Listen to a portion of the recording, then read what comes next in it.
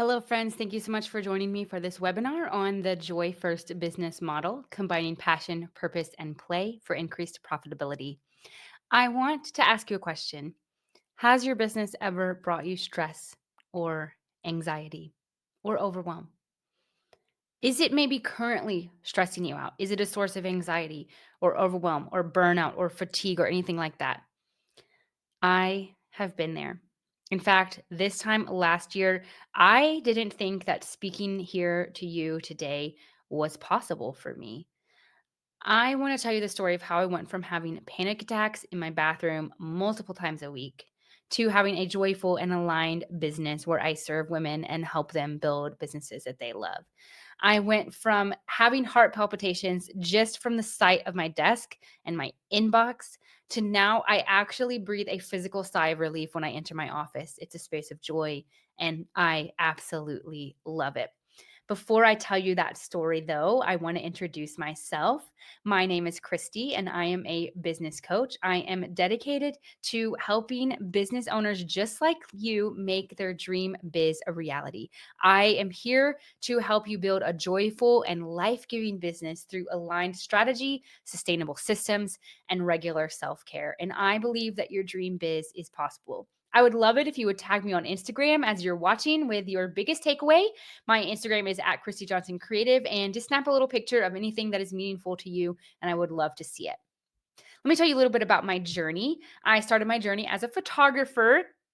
I've grown a lot of businesses in my 15 years as an entrepreneur, but my photography business started when I was 16. I was taking pictures of my friends, their senior portraits, and then I started taking family portraits. And then as my friends got older, they started getting married, and I fell in love with wedding photography. And I absolutely love being a wedding photographer. I still do it occasionally on the side, although now being a business coach is the main source of my where I spend my time. Also, I spent 5 years as a piano teacher. I have a master's degree in piano performance. I grew a piano studio on my own to 23 students, and it was a lot of fun. I had a private photo editing business as well. In 2019, I started that business and grew my business from zero clients to fully booked within 6 months. And unfortunately, the pandemic kind of shut that business down because nobody was taking pictures, so nobody was sending me any work. And then most recently in 2023, I had a creative agency and I had 4 team members. All of them were my family, my brother, my sister-in-law, my brother-in-law, and then his wife. So it was all my family, and it was a lot of fun. We worked with people to help them build their back end of their businesses. We worked with the back end tech. So I worked with a lot of course creators. I also helped with brand design and website design and admin type work. And it was a lot of fun until it wasn't. And I want to tell you what happened. The truth is, I burned out. On the outside, my business looked very successful. I had 4 team members, I was signing clients, and things were happening. But the truth is, I was chasing numbers and growth, and I wasn't taking care of myself. I had scaled my business to $10,000 a month, but actually, I really didn't have enough recurring revenue to be able to have 4 team members. I really only had enough money for one. And then after my husband and I got back from a Christmas vacation, I got sick. I got a cold, and I was like, "Oh, no big deal, whatever." Kept working. I didn't tell my clients I was sick, and then I got COVID. And that was a little bit more serious. I was really down for the count, but still, I didn't tell my clients that I was sick and I kept working. And then once I recovered from COVID, I got the flu. And at this point, I hadn't yet equipped my team to take my place. And so I kept working. And while I had COVID, I experienced 7 days straight where I didn't sleep except for maybe an hour a night. And then after I recovered from the flu, that same thing happened again a month later where I had 7 full days where I didn't sleep, maybe only got an hour of sleep a night. And what actually happened was I went delusional and I had a mental breakdown. And you could ask me about this later if you want. It is a very long story. But everything really fell apart. Clients were leaving me because I was making mistakes. I wasn't able to complete work for other clients and had to refund them. I actually kind of destroyed several relationships with some of my friends. And I finally ended up saying, I can't do this anymore. I let go of my remaining clients. I let go of my team and when all was said and done, I had lost about $45,000. I was telling this story to one of my business friends recently, and she said, I have seen that happen with a lot of people. When you are not aligned with your soul purpose, everything falls apart. And that's really what happened. So I grieved. I spent a lot of time grieving. And I also felt so much shame. Shame because I had let that happen to my business. I had let down my clients. I had let down my family, who was my team. And I spent weeks barely getting out of bed. And after 15 years as a business owner, I really and truly thought that I was done. But what I did after that, after taking some time to grieve, was really truly radical. And I didn't do it by myself. I did it with the help of my coach, my therapist, my husband, my family. I leaned into joy. I started painting, drawing, making music, making silly videos with my friends, going on walks, gardening, anything I could do to get back to myself. And it worked.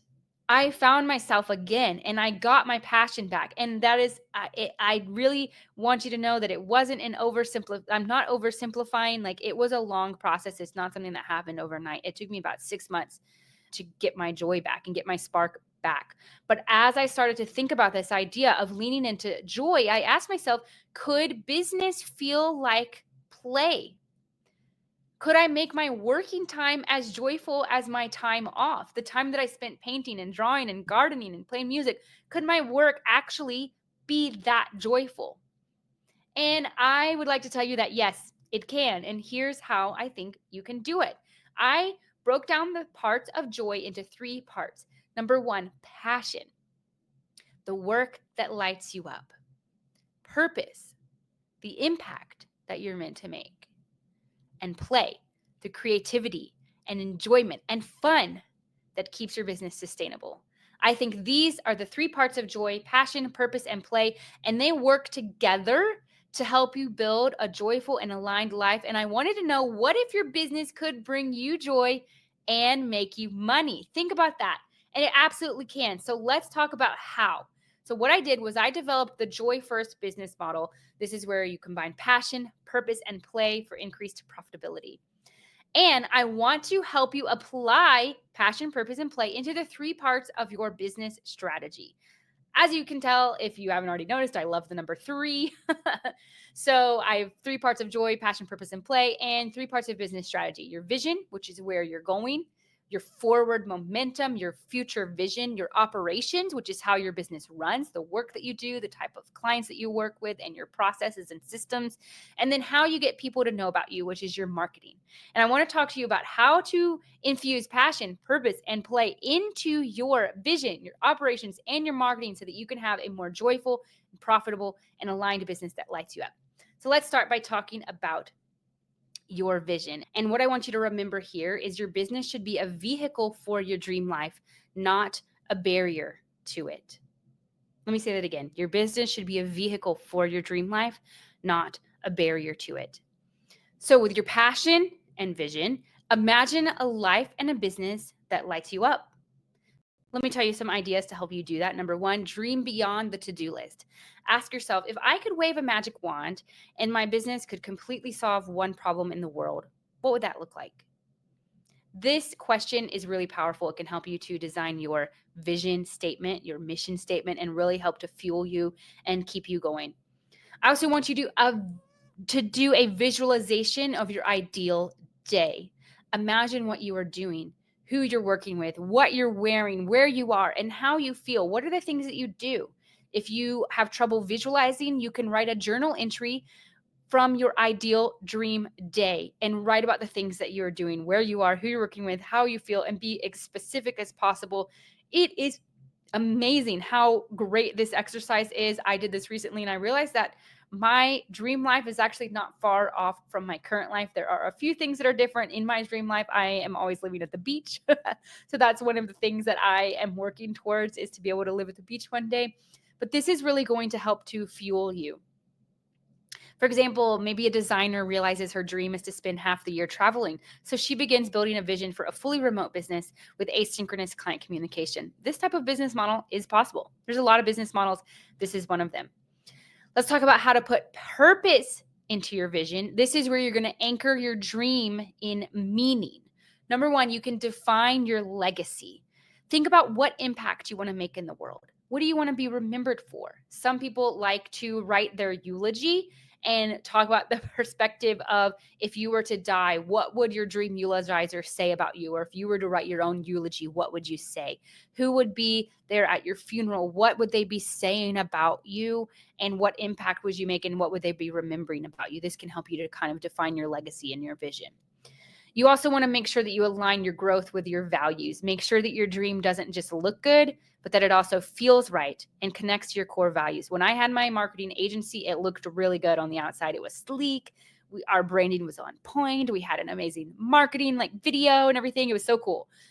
And it actually was connected to my core values, but it didn't feel right. In my heart, I knew that it wasn't right. It was stressing me out. It was causing me so much panic and anxiety, and it wasn't good.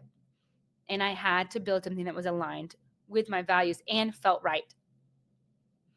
You also want to connect your long-term goals to your deeper why. And I always like to go 3 whys deep. So I might ask you, hey, why are you in business? And you can say, well, I want to make money.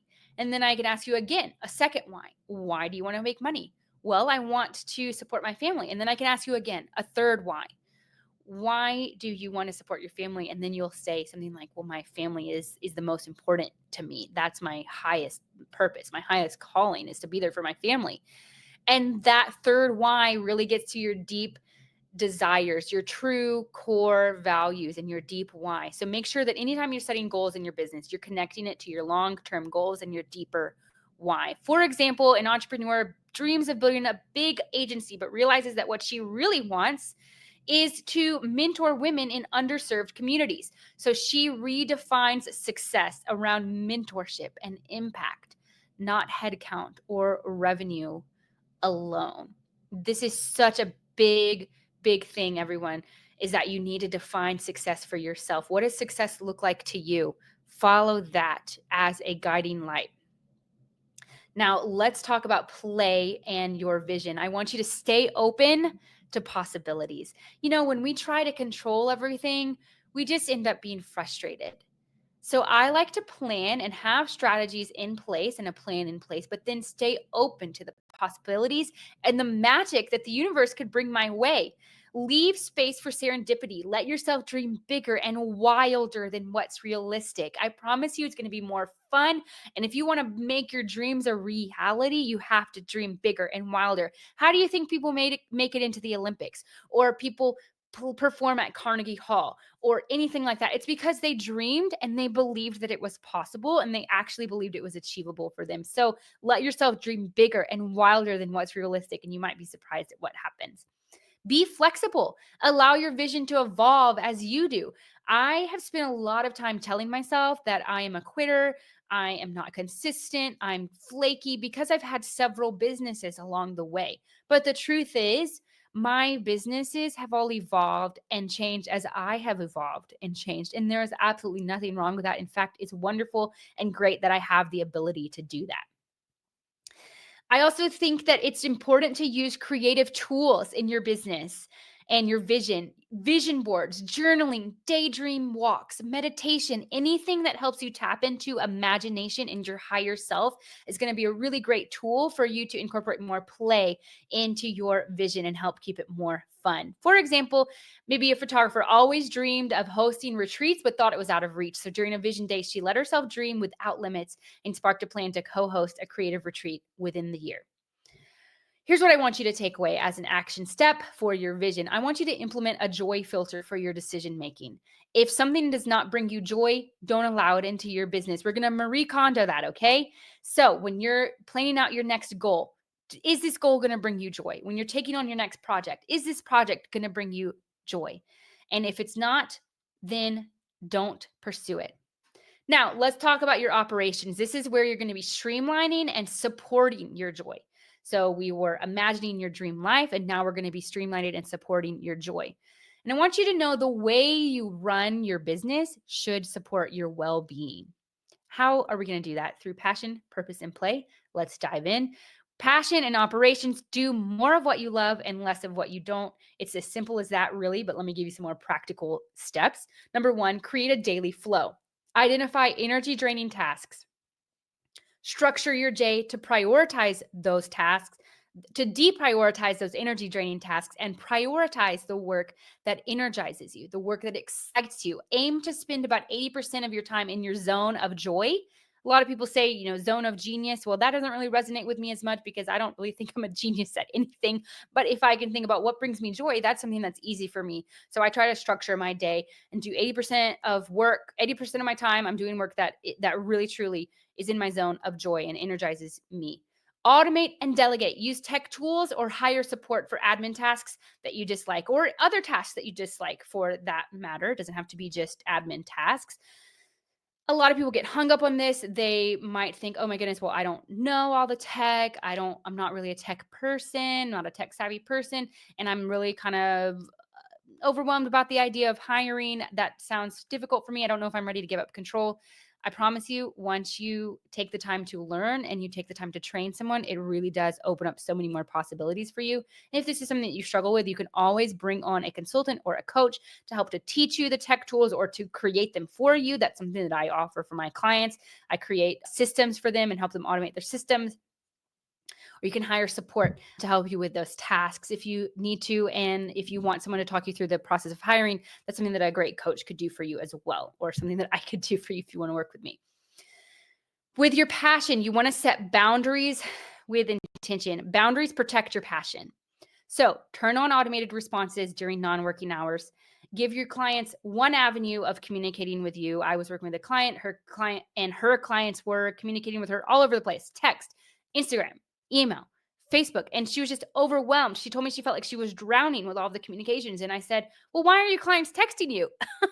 And she said, "Well, I don't know. Some of them are my friends." And I said, "Okay, we're not doing that anymore. If they text you, just say, 'Hey, I'm watching TV with my husband right now. Can you send me an email about this and I'll respond to you in the morning?'" Set those boundaries. You can turn on automated responses in your Gmail to respond to people, and you can have that happen automatically. Turn your vacation hours on. You can set response time expectations in your communications, in your signature. You can say, "Hey, I'll respond in 48 hours. Thank you so much for your email." Boundaries are so important. Here's another example. Let's say a designer hates sending client onboarding emails. So she creates a workflow with automated emails so she never has to manually send them again. Wow, imagine that. It's possible. Now let's talk about purpose and operations. This is where you're going to build a business that supports your mission or your why or the legacy that you want to create. So here's some things that you can do. Number one, you can set up client experience workflows. Make sure every touch point with your clients reflects your values. A lot of this can be automated. So it doesn't have to be, but it is something that can be helpful to make sure that every interaction with you is reflecting your values. Simplify your decision making by creating SOPs, standard operating procedures, so you don't waste energy reinventing the process. Stephanie and I, my sister-in-law, who's my co-owner of my photography business with me, she and I were just the other day talking about communicating with a client, and we were going back and forth, and then we were like, "Wait a minute, we already have something like this in place on a page on our website. Let's just send them that." So we really need to create an SOP and say, "Okay, when this happens, we're going to do this." That's going to help you to not waste energy reinventing the process. You can also align your pricing with impact. Charge what allows you to sustain and grow your mission. If that's charging luxury prices so that you can live a life with a lot of flexibility, then that's great. But if it's not that, if you want your work to be more accessible, that's great too. There's no one right way to do business. Here's an example. Maybe a course creator wants to make learning more accessible. So she sets up a scholarship system that allows her to give back to the community. You don't always have to work for lower prices. You can do a scholarship or something like that. Now let's talk about play to make your work feel like fun. Number one, use tools that feel good. Pick project management or scheduling tools that work for your brain. You don't have to use the latest and greatest tool. You can use the ones that work for you. Pen and paper, Excel spreadsheets, whatever works for you is just fine. Gamify your tasks. You can turn repetitive work into a fun challenge. You can invite friends to work with you when you have unfun tasks that you need to do. You can treat yourself when you have those unfun tasks that you need to do. I've done this before and then bribed myself with pumpkin spice lattes. So you can do that as well. Infuse creativity in your work. Add personal touches to your emails, your proposals, your client gifts, and also make sure that you take play breaks. You got to support yourself and the work that you're doing in the operations. You are the backbone of the business, so make sure that you're supporting yourself, allowing yourself space to play. For example, maybe a coach loves sale mail. So instead of sending generic welcome emails, she sets up a system to send fun, handwritten postcards to new clients. Isn't that fun? Here's an action step. I want you to audit your business for joy draining tasks. And once you've done that audit, aim to spend 80% of your time in your zone of joy and 20% of the time doing other things. Now, let's talk about your marketing. This is where you're going to be attracting clients who align with your energy. And remember, when you market from a place of enthusiasm and alignment, the right people will notice. So let's talk about passion and marketing. This is where you're going to promote in a way that feels exciting. So, first, choose platforms you enjoy. You don't have to be everywhere. You really don't, okay? If you hate Instagram but you love email, then prioritize your email and send a weekly newsletter. You don't have to spend all your time on all of the platforms. Talk about what excites you. Share content that feels natural, not forced. You don't have to do what everybody else is doing. You can do what is exciting to you and make that decision, and then just don't worry about the rest of the stuff, okay? And you can repurpose your content. You'll make your marketing easier by reusing the content that you've already created in different formats. For example, a service provider dreads posting on social media, but she loves deep conversations, so she launches a podcast instead of forcing herself to post daily on Instagram. Hi, hello, that's me, podcaster right here. Now, purpose and marketing. This is where you're going to connect with the right people. Get clear on your ideal client. Who do you actually enjoy working with? If you're clear on your ideal client, you'll be able to speak to your ideal client. You need to know what they do, what is in common about the different clients that you have loved working with them. What are their values? What are the things that they enjoy? How do they communicate? And if you are clear on who your ideal client is, you'll be able to speak to them and attract them. Share your mission. Talk about the why behind what you do, not just the what. Stories sell, not facts. So make sure you're talking about the why and also the results and why you do what you do. Sell with service. Focus on how your offer genuinely helps people. If you believe that you're helping people, it's going to be so much easier to sell. You're not going to have a problem with it. And if you don't believe that your offer helps people, then why are you offering it? Or maybe you have a block in your confidence. That happens to me a lot where I just like doubt myself and I don't believe that I can help people. And that's something that I work through with my therapist or my coach, or I journal or meditate or something like that. For example, a brand strategist loves empowering small businesses. So instead of generic content, she posted client success stories and behind the scenes of her work. The possibilities really are endless. Now, let's talk about play and marketing. This is where you can show up as your full self. I want you to lean into what lights you up. If you love talking, try voiceovers or live streams or podcasts. If you love aesthetics, focus on visuals, mood boards, or behind the scenes photos or Pinterest or something like that. Lean into what lights you up. You don't have to do everything. You can turn your hobbies into content. Share the things that make you you, like your favorite playlist, your morning routines, your love of coffee, books, or nature, and people will really connect with that. Make marketing your creative playground. You can try themed series, challenges, or storytelling formats that excite you, like client glow ups, before and afters, or what I wish I knew, some type of series like that. It's really important to be consistent in your marketing, like posting a consistent number of times every week or every month.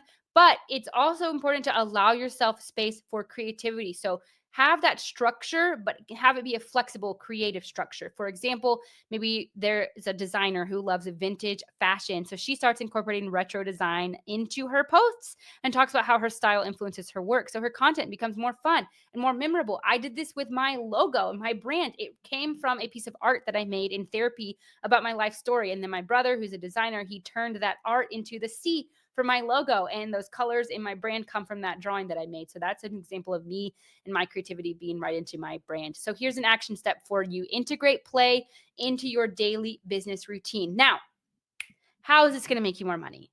This is why you're here, right? You want to make more money. Well, passion correlates to energy. You'll stay consistent in your work because you enjoy it, which is going to lead to more consistent money. Purpose correlates to clarity. Your marketing is going to attract the right people, which again, hello, people equals money. Play is correlated to connection. People buy from brands they feel connected to. Let's go deeper. What does this actually mean? Your joyful vision will keep you motivated. When your business feels good, you'll be more consistent and you'll be more productive. And your sustainable operations are going to lead to longevity. Remember, burnout leads to business failure. I have been there, but sustainability is going to lead to higher lifetime revenue. And then your marketing is going to be magnetic. Joyful, confident marketing attracts dream clients who align with your values. All right, my friends, let's recap here the key takeaways that I want you to have. Joy is a business strategy, number one. Number two, burnout is not necessary for success. And number three, aligning with joy attracts the right clients. And here are your 3 action steps. Number one, implement a joy filter for decision making. Audit your business for those joy draining tasks. Integrate play into your daily business routine. Take those brain breaks, those walks, meditate, journal, whatever it is that you need to do. Let's break this down. Pick one area where joy is missing, whether it's your vision, your systems, your marketing, and audit where the joy is missing. And make one small shift this week, whether it's changing a service, automating a task, or switching up your marketing approach. And let yourself experiment over the next 90 days. Remember, joy comes when you allow space for creativity, alignment, and ease. All right, in the spirit of fun and play, I would love for you to take my quiz called What's Your Business Superpower? You can scan the QR code or go to christyjohnsoncreative.com/quiz.